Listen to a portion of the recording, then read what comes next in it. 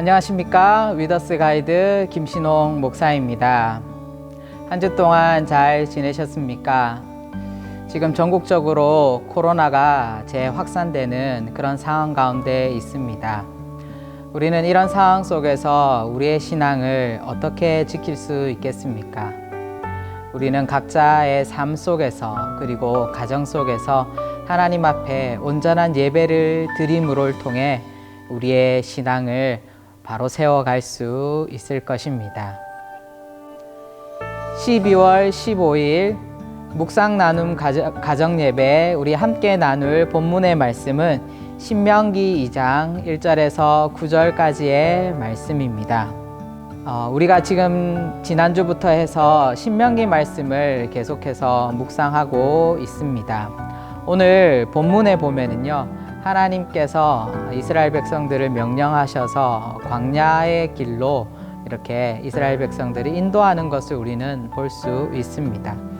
그런데 그 광야 생활 속에서 하나님께서 명령하신 것이 오늘 본문에 등장하는데요. 하나님의 이 명령을 통해서 우리에게 주는 메시지와 교훈이 무엇인지 함께 알아보도록 하겠습니다. 오늘 말씀 5절에 보면은 하나님께서 이스라엘 백성들에게 그들과 싸우거나 또 그들의 땅을 침범하지 말라라고 그렇게 말씀하고 있습니다. 여기에 나오는 그들이 누구이냐면은 바로 에돔 민족을 말하는 것입니다. 에돔 민족은 누구입니까?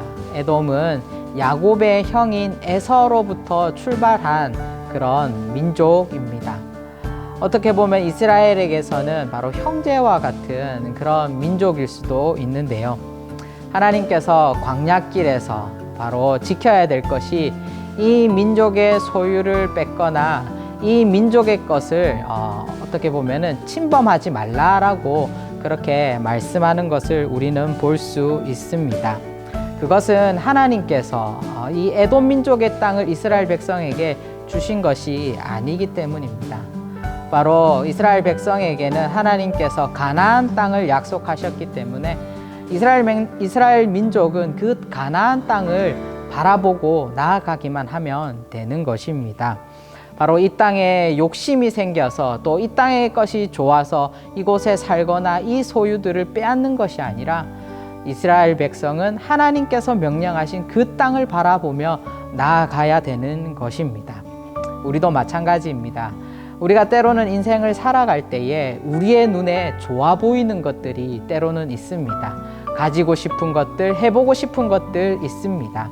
그런데 그것도 하나님께서 우리에게 허락해 주셔야지만 우리가 그것을 할 수 있고 또한 우리가 그것을 소유할 수 있는 것입니다. 우리는 하나님께서 허락하지 않는 것을 소유할 수 없기 때문입니다.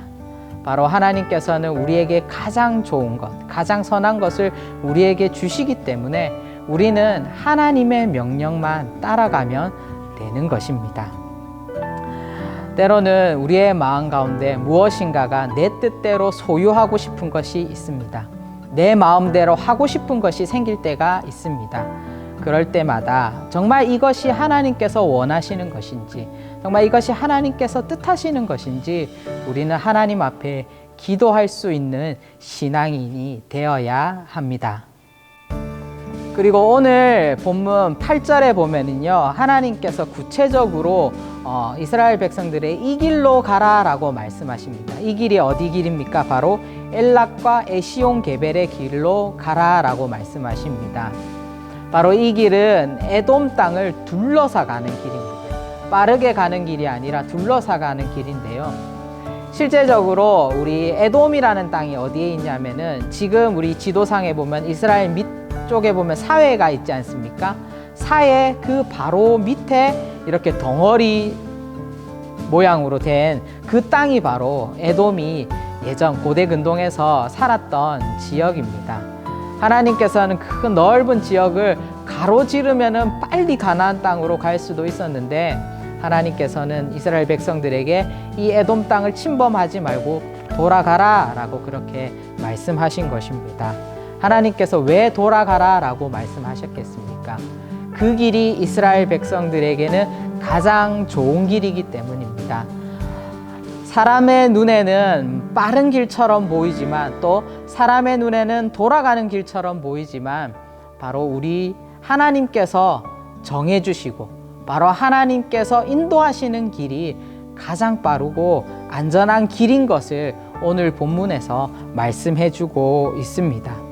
그렇기 때문에 우리는 날마다 하나님께서 우리에게 주시는 그 소유에 대해서 만족하고 또 하나님께 우리가 이것을 가져도 되는지 우리가 이것을 해도 되는지 늘 하나님 앞에 물으며 기도하며 나아갈 수 있어야 하는 것입니다. 이것은 우리 개인뿐만 아니라 우리가 속한 가정도 마찬가지이고요. 우리가 속한 공동체와 교회도 마찬가지입니다. 우리가 한 걸음 길을 갈 때에 늘 하나님 앞에 질문하고 하나님 앞에 기도하고 하나님의 뜻을 따라서 우리는 나아갈 수 있어야 하는 것입니다. 그래서 우리가 질문지를 보면은요, 하나님께서 우리 개인 가운데 주신 여러 가지 소유들이 있을 것입니다. 이 소유라는 것은요, 물질뿐만 아니라 우리에게 주신 자녀들이 있을 수도 있고요. 자녀들에게는 부모님일 수도 있습니다. 그런 보이지 않는 여러 소유들도 있다라는 것입니다. 하나님께서 우리에게 주신 것들이 무엇이 있는지 한번 생각해 보시고요. 또 어떻게 주셨는지도 또 그것을 주셨을 때에 어떤 마음이 들었는지에 대해서도 함께 나누어 보시면 좋을 것 같습니다.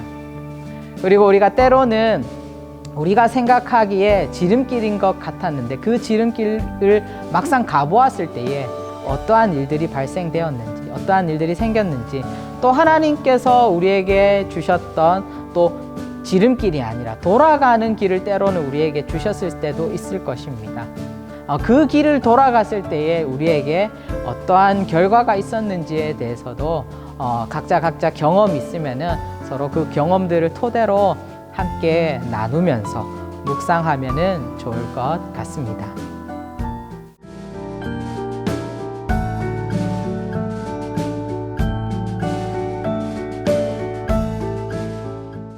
(12월 18일) 하브르타 예배 우리 함께 나눌 본문 말씀은요, 신명기 3장 12절에서 22절까지의 말씀입니다.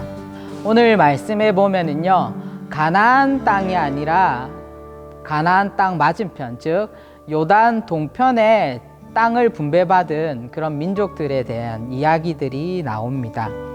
왜 하나님께서는 이 민족들에게 이 땅을 주었는지, 이 땅 분배에 대한 어떤 의미가 있고 메시지가 있는지 우리가 함께 알아보기를 원합니다. 오늘 말씀에 보면은요, 요단 동편에 자리 잡은 지파, 세 지파가 있습니다. 바로 르우벤 지파와 갓 지파와 므낫세 반 지파가 나오게 됩니다. 이 지파들이 이런 땅 분배에 대해서 동일하게 나오는 민수기 말씀에 보면은요, 이 지파들이 이 동편 땅을 요구하였다라고 그렇게 말씀이 기록되어 있습니다.